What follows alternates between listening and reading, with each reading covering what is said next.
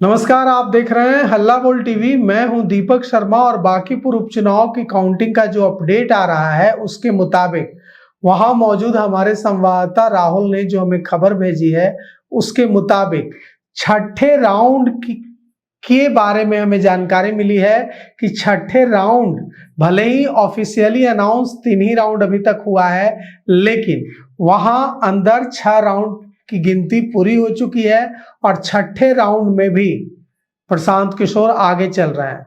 प्रशांत किशोर को 11,603 मत मिले हैं 6 राउंड के बाद। भारतीय जनता पार्टी के कैंडिडेट नीरज सिन्हा को 7,956 मत मिले हैं और प्रशांत किशोर 3,647 मतों से आगे चल रहे हैं। मतलब प्रशांत किशोर की जो लीड है वो 3,647 है। तो कुल मिलाकर के अब प्रशांत किशोर जीत की ओर बढ़ते दिख रहे हैं। शुरू से ही पहले राउंड से प्रशांत किशोर ने लीड ले रखी है और हर राउंड के साथ यह लीड बढ़ती जा रही है। तो ऐसा कोई कारण नहीं दिख रहा है कि अब प्रशांत किशोर बांकीपुर चुनाव नहीं जीतेंगे। हर राउंड के साथ प्रशांत किशोर की लीड बढ़ती ही जा रही है और यह भारतीय जनता पार्टी के लिए एकदम किसी बड़े बुरे सपने से कम नहीं है। जो भारतीय जनता पार्टी की कई सारे किलो लड्डू बने हुए थे, क्या वो नाले में फेंक दिए जाएंगे?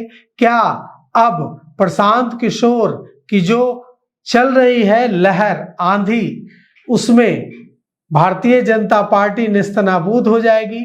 बांकीपुर चुनाव हारना भारतीय जनता पार्टी के लिए सिर्फ एक सीट हारना नहीं है, यह प्रधानमंत्री नरेंद्र मोदी के बॉस की सीट थी।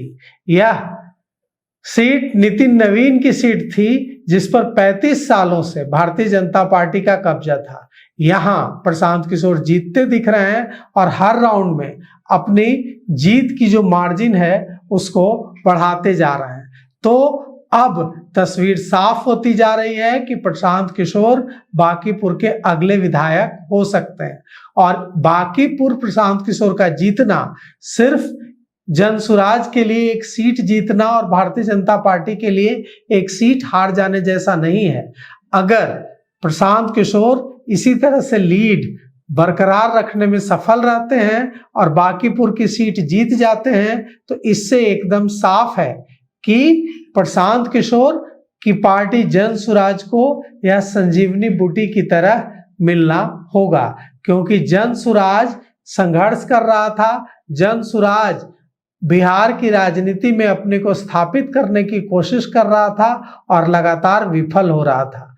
ऐसे में अगर बांकीपुर में ये लीड आगे बढ़ती चली जाती है, अभी कई राउंड की काउंटिंग बाकी है, अगर ये lead Bharatiya Janata party makeup नहीं कर पाती और प्रशांत किशोर इस लीड को बरकरार रख पाते हैं या बढ़ाते चले जाते हैं तो यह जो 6 राउंड के बाद 3,647 मतों की जो लीड उन्होंने ली है यह बढ़ती चली जाएगी और प्रशांत किशोर बांकीपुर चुनाव जीत जाएंगे।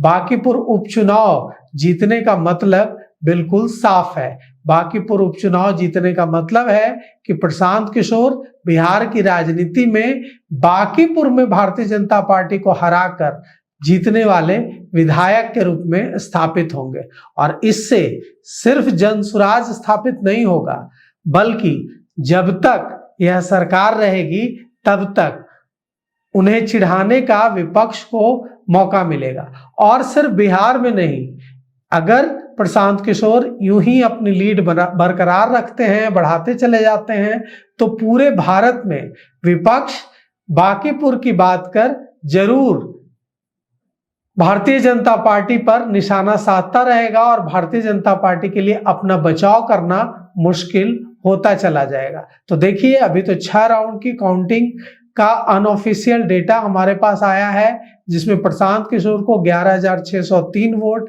बीजेपी को 7,956 वोट और यह लीड 3,647 मतों की है। तो देखिए क्या कुछ होता है। फिलहाल इस पेशकश में इतना ही। आगे की खबरों के लिए देखते रहिए हल्ला बोल टीवी। शुक्रिया।